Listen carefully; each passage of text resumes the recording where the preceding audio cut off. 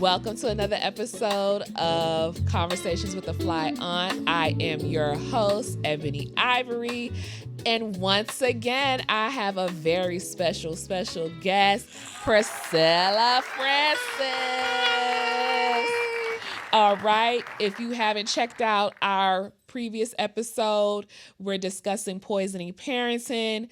Please find the playlist and get into that. It was amazing. Yes. Priscilla, please, for those that may not have the pleasure of knowing you, introduce yourself. Hey, Ebony Lux fans. Hi. I am Priscilla Francis. I'm a licensed clinical therapist in Houston, Texas. A mother, a healer, a dope, phenomenal Black woman that's trying to save the world any way that I can. Absolutely. I mean, how do we follow up from that? How do we follow up?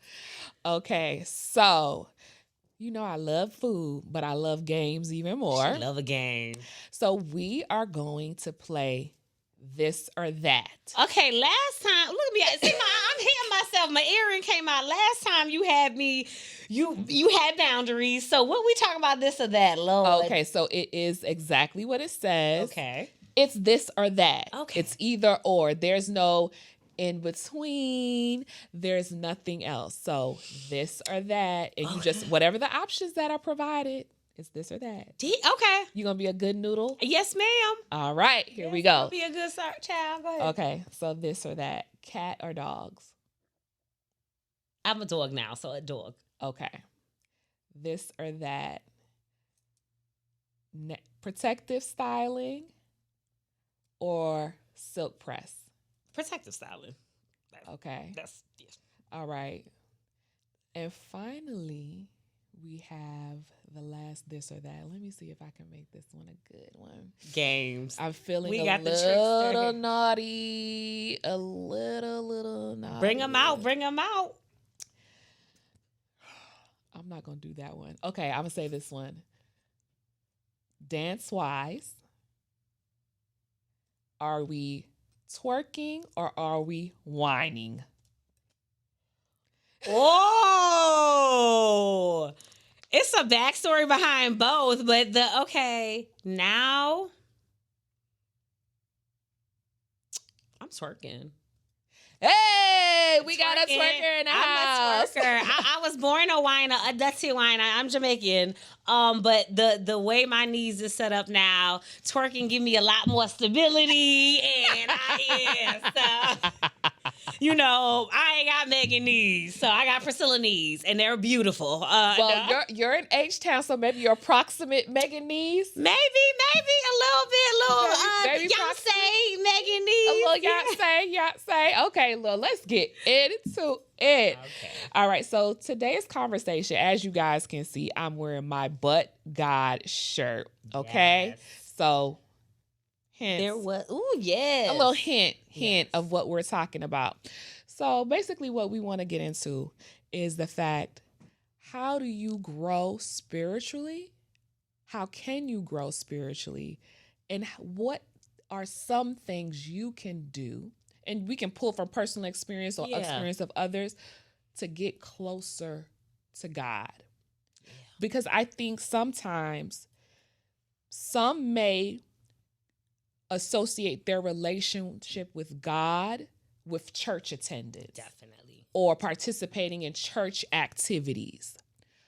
What can we do when we're trying to grow spiritually and get closer to God? What are some things that maybe you do, you know people that do? Yeah, I love that question. One, I love the fact that we are bringing God into a platform that has been considered taboo and is hush-hush and different things about that.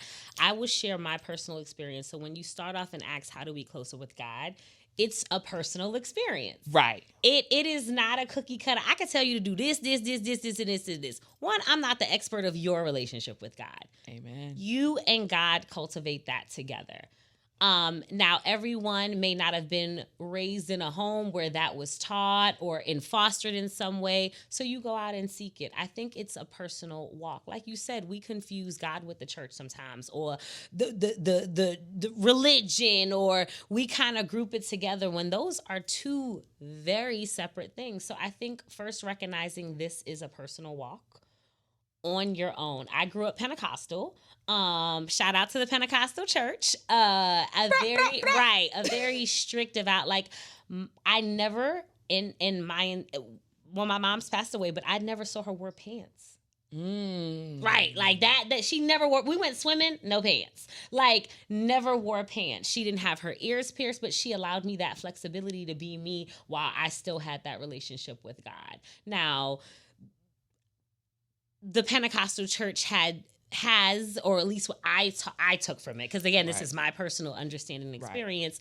It was rigid in how I follow my relationship with God in comparison to what I taught. You sin, you going to hell. You backsliding. Like, it was very this or that. This or that. It was just like this or hell. One or another. So I had to learn through my walk that God is forgiving. That is literally why he sent his son down.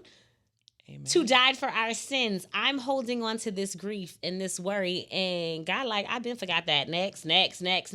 So cultivating a personal walk with God and seeking God. Yes. Seeking that's it. Seeking him. It doesn't matter why. It may be a breakup, you lost a job. Sometimes I think they bully people, or were you seeking God because you down? If that's your start that gets you to him, let that be the way. Complaining. Hello. He's not going to complain how you come. You coming. You showed up. So exactly. I think creating that is a good space of saying, this is my personal walk, and then reading the word. We have an instruction manual. Man, for those people who get into the Bible. Jesus was so cold with it. Like, he was checking people left and right.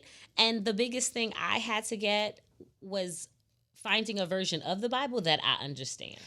Now, see, this is something that is not talked about enough, because where thou art that King James, I don't get that. It's not. There are so many iterations of the Bible, and just like you may recommend to people, you have to talk to different people to find your therapist. You may have to read a couple of versions of the good book to see if it resonates with you and if you're able to understand it. Like, a personal experience for me is when I open up my daily devotion every day. For me, I grew up on King James Version. Mm-hmm. So, because I'm a Gen Xer, which I just realized. Another topic, another episode. But nevertheless, so for me, I understand that because that's the teachings. But there's some verses that come up that I don't understand. And I love that I can go to NLT, or I can go to a different version to get that understanding. So reading your word, that's a way to get closer to God, but making sure that you have the right version that you can receive the word from God. Yes. Is very important. Yes, you want to understand your manual. You want to understand, it should make sense to you. Bible app is great for that. And here's the thing, I find myself in my walk. Sometimes I'll be like, I'm not connected enough. It's not all or nothing. This is how you connect and how you serve and how you worship. I identify as a follower of Christ, meaning I just don't believe it. I actually follow it. I live my life that way. Do I sin? Absolutely. I'm not going to act like here I'm perfect and I don't even want to set that up. He's not expecting that from me, so why should I be worried about what y'all expecting from me when that's not my story or my journey? So it's giving yourself that flexibility, understanding God for yourself. Right. Reading your word, finding a place where you feel connected, whether that is a church, a Bible study, iron sharpens iron. This is one thing that I have recognized, sometimes on this journey when you are walking with God and connecting, it can be isolating. Yes. Your friends don't really understand you. You moving different. You acting different. Oh, you a church girl now. Oh, you don't do that no more. And sometimes we can get offended, but also understand that person is grieving the version of you that you used to be. How they connected. We used to smoke and drink and get high and turn up and go to Pound Town and now no judgment. Look, don't judge me, judge your mama. Now let's not just. But we used to do all of those things, and now I don't do that. And it can be harsh for them. Walk them through it. Talk to them. Understand that yes, I still love you. We're gonna find new ways to connect. Or, hey, in this season, I may have to be alone. I may have to turn out all the outside noise and get in there. And if you can connect with people, that's a blessing. They say where 2 or 3 gather. So having those conversations, being open, sometimes within religion, I'm not going to say Christianity, anything, we can isolate and be so judgmental and so private. And so we don't get a chance to talk about how I'm failing or where I may be sinning. We hide it in shame because you're going to judge me for it. Right. And I think that also brings up a great discussion on, why some people may be afraid of the spiritual journey because of the judgment. Mm-hmm. That's really a big thing, fear of being judged by others. But I want to say this. For me, on my personal walk, how I really came to my spiritual journey and being closer to God. I have a very near, dear friend. She's like a sister to me, over 20 years of friendship. Mm-hmm. And when I tell you, always avid church, but it was her aura, how she carried herself, even how she walked with so much grace. And I knew her struggles because we're friends and we share and we're vulnerable with one another. But her connection to God and seeing how she carried herself, how God had given her so much grace and so much mercy for her to even show up that way. For me, as her friend who knows her struggles and knows what she's going through, because it ain't for the weak. But even that's what you said. When you said you're going to be judged, that we are judged. Right. You got to kind of stand in that. But yeah. Right. So seeing her do that, I said, I need to see who she's getting this word from. This power, this peace. How does she, I need to know how.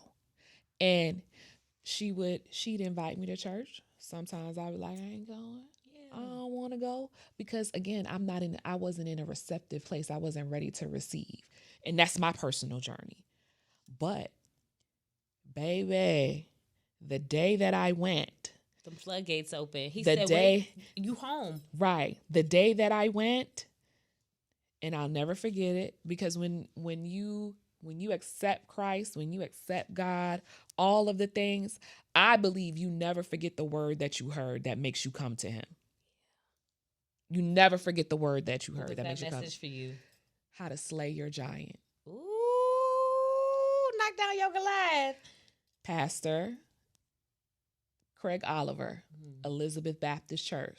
The location on Cascade Road, okay, specifically. He preached a word on how to slay your giant. And it was life-changing. And it was a series. It just wasn't one specific. It was a series. So I was coming back for more of that food. You were hungry. I was hungry for that manna. Thirsty. What'd he say? Come to the well. It was just such a powerful word. It was such a powerful series. And this was like over 10 years ago. And I remember it. And he preached that word and I came every day for that series. And when that series closed, my heart was moved to go to the altar and embrace that as that place as my church home. Okay, as my church home, I embraced it. That is where I'm going to be spiritually connected and fed. Mm-hmm. But God is the relationship that I accomplish by way of that. Mm-hmm. So I want you to understand, church should be a place, or however you connect, is a place that connects you to some degree, where you are fed and spiritually nourished. You're getting something out of that, but you're only going to get in what you put out. Ooh. So those are some of the ways. So church is a way that you can connect. Yes. Reading your word is a way that you can connect. Prayer, talk to him. Prayer. There's an open line. There's nothing but space and opportunity. The fact that we get to talk to the Creator on access at all times, that's powerful. Like, I humble myself and be like, yo, I get to talk to you on tap. Like, and it doesn't have to be long, drawn out, and you know, those long Baptist, Pentecostal, Kojic, whatever. Hey, God, it's me again. That's always my joke. Hey, God, it's me again. I see this person. I saw this person. I'm thinking about this. This person's on my mind. And it's just a constant conversation. When they say Jesus is my homeboy, it is literally like that. And as you're talking about, being honest, God see you. He know. So coming to him wholeheartedly. God, let me decompress my day and just talk to you about these things that I feel conviction about, because my conviction ain't your conviction. Right. So that's the difference with judgment too. I'm not frowning my face or judging you for the things that you are doing in your life. As your sister, I'm walking along and saying, sis, I don't know about that. Like, what have you prayed about? But, oh, girl, you talking to him again, or you smoking, or you doing this. How is that a relationship that's going to foster truth, honesty, and vulnerability if I'm using God to judge you? Exactly. Exactly. And also, not only that, it sometimes can be a manipulation as well, using that to kind of manipulate, because they miss you partaking in particular activities that you've chosen to step away from, you know, that's the way you was only ain't pleasing to God and stuff like that. So, you know, before we go on a tangent, because we can go all over the world and round God. Yeah. But, you know, another way you can connect with God, just like I mentioned in my story, my friend, she was she was, so to speak, kind of like the plug. Yeah. That got me there. A plug for God. Yeah. Right. She was a plug for God. So it's like, if you have people that you know are in, you know, and maybe it's not always going to be church, but there are people that walk around and you know that God is in them, that they are spiritually connected. Talk to them and see what a Facebook group, meetup, Eventbrite, finding a church. I got deeper on my journey when I connected with my church, Fellowship of Faith in Houston, Texas. Pastor David Berkeley does an amazing way of making loving God real and connected. But once you find that, it feeds you. Like you said, church is not the main source. It's an addition to it. It's recognizing that these other 6 days is on me. And I got to look at the version of my old self in prison every single day and make a choice not to give in to her. Wow. God didn't come in and just say boom and took it out my eyesight. No, I still see all the same stuff that I see. I have to remind myself that version of me is in jail. I chose to jail that version. So, because I can't choose the worldly version and the king. I don't want to be half stepping in this. You can't be double-minded. You can't. So I had to lock her up, and every day I look at her reminding, I'm not bringing you out. And sometimes she come out.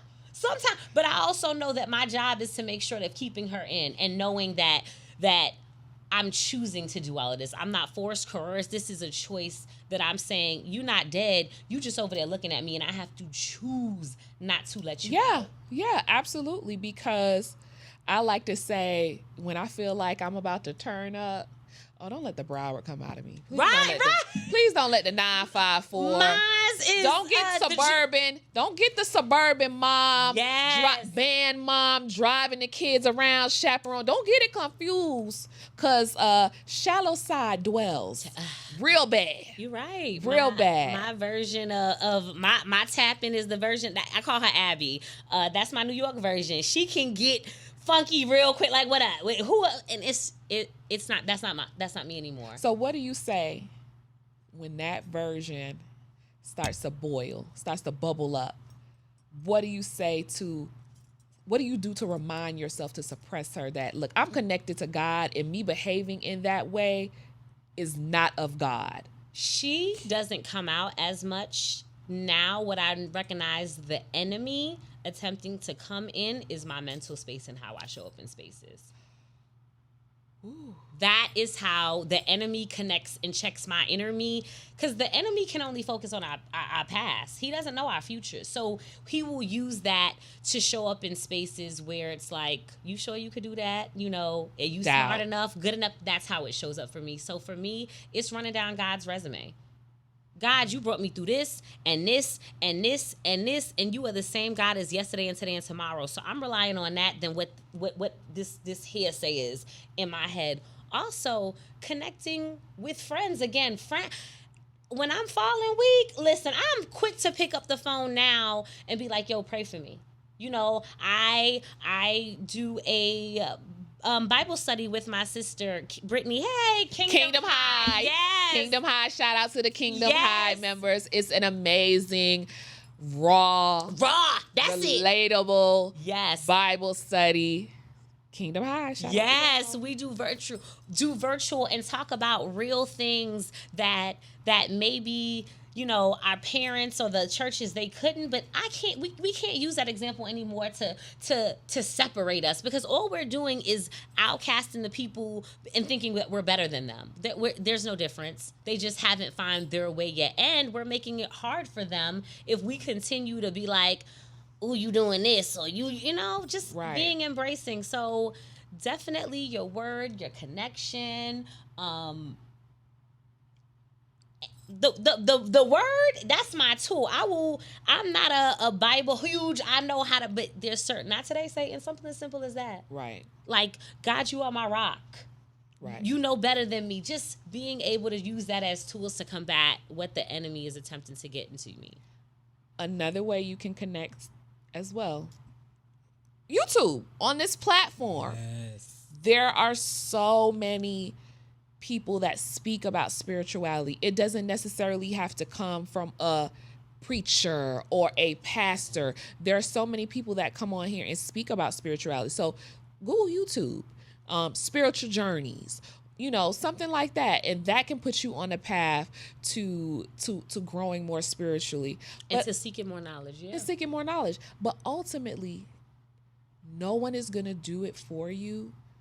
You really have to be intentional and be open-minded and have an open heart, and really know and understand this is the journey that you want to be on, and really seeking out God, because He is there. He is everywhere.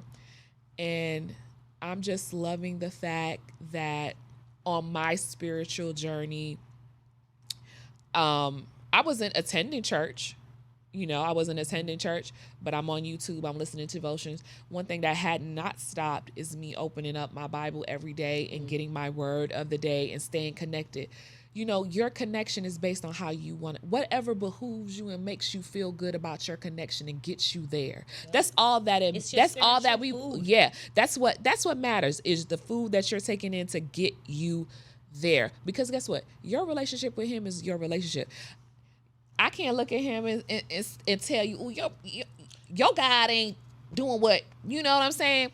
This is your relationship. This is your spiritual connectivity. So there's Facebook groups we mentioned to get closer. We have YouTube to get closer. Of course, going to the church to get closer. Your friends that may be participating in the spiritual realm, and you seeing them, that can get you closer. But ultimately, you are the closest to God, because God is within all of us. Yes, we are masterpieces, a piece of the master. We have a direct connection. So he is of us. He is in us. So it's recognizing that He's not separate. He's not. And no sin is too great for Him to take on from you. And I want you to know this, and this is something that I learned. Do not allow man to hold you to what God has freed you from. So another version of that could very well be, God forgave me for this. I've forgiven myself for this, and I don't need you to you don't need to bring it up to me no more. It's done. Right. It's done. I let go and let God. I want to bring this episode to a close. I want to thank Priscilla Francis for joining me today. Please tell the people where they can find you, love on you. Yes. If they just want to say they saw you on here. You can head over to my website, www.gem counseling, GEM counseling. Also, Kingdom High. We have a social media platform, Instagram. Check us out there. We do virtual, and it's just about connecting with God and loving on God in a way that makes sense. You know, it's really relatable. Very relatable. And raw. And raw. Because I done got on there and said some wild stuff, and my uncle was in the room. Right. And I was like, ooh. God saw you. And like you just said, it's a matter of God has forgiven you. You forgiving yourself, not letting anyone hold anything over your head. So I love for this opportunity, and I love that you created a space where we can talk about this. Yes, and it's more conversations to come. So I am Ebony Ivory, host of the Conversations with the Fly Aunt. And until the next conversation, see you. Spirit fingers. We love a spirit finger here.